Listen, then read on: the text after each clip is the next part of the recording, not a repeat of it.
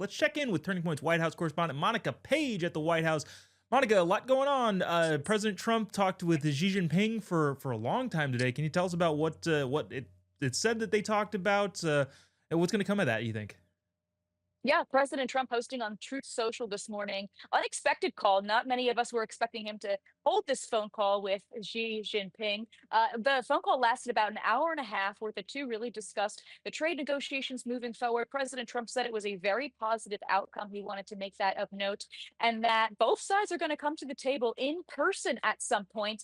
President Trump says he's going to deploy Scott Bessent, Howard Lutnick, and Jamison Greer to kind of do the work on his behalf and on behalf of the United States with China's team.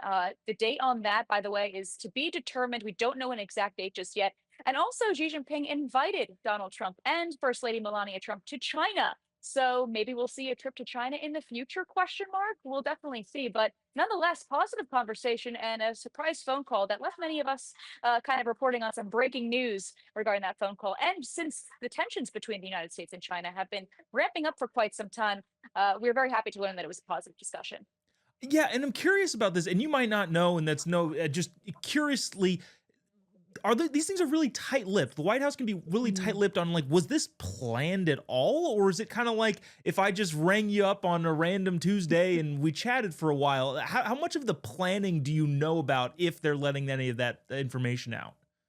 Well, I'm assuming that this conversation was planned, but it was definitely under wraps for quite Got some it. time. Considering the fact that these conversations, they can be really detailed. There's some top secret information. You want to make sure you have all the right people in the room at the right time. So I'm assuming this one was planned, but definitely kept under wraps for us in the media.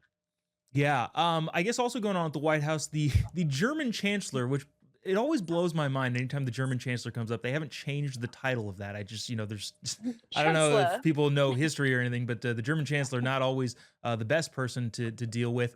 The German chancellor was in the White House with President Trump. Anything come out of that? I know it's probably a little bit quiet because I think some of the European leaders are trying not to make a ton of noise right now. But anything coming out of there that's interesting?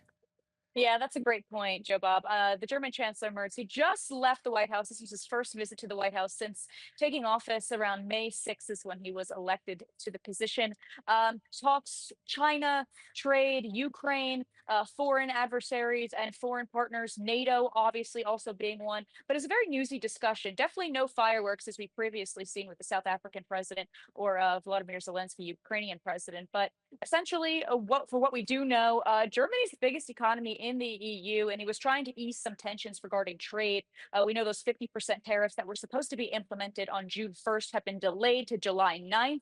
So we'll see if anything comes of that. But we do know that trade was definitely the biggest topic of conversation behind closed doors. They had that meeting and then they had lunch. So nonetheless, nothing crazy came out of the White House today regarding this meeting, but of course, it's still early before those tariffs go into effect, so anything can happen.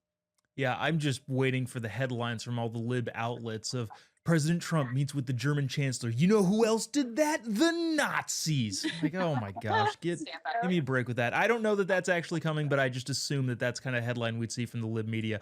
Monica Page, Yeah. Turning Point's White House correspondent. Thanks for taking the time. Thanks so much, Joe Bob.